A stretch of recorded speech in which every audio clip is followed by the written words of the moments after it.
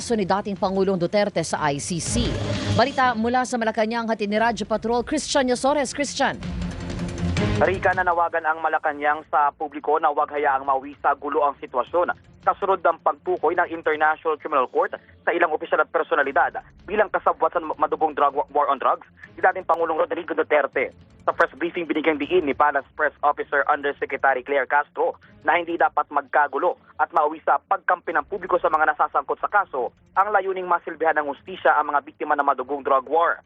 Ipinunto rin ni Castro na may batayan ang pagtukoy ng ICC kina Senator Ronald De La Rosa, Senator Bongo at iba pa bilang co-perpetrators ng kaso. Kaya nararapat itong dinggin para malaman ang katotohanan.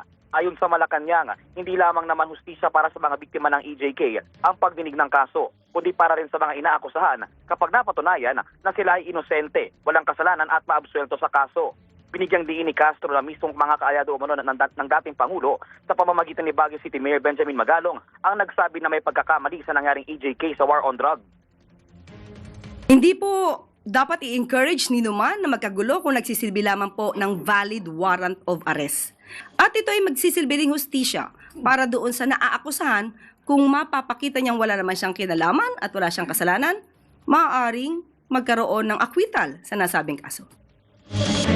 At yan ang balitang kumpirmado, sigurado. Ito ang Radyo Patrol, Christian Yosores, DZMM. Maraming salamat, Christian Yosores.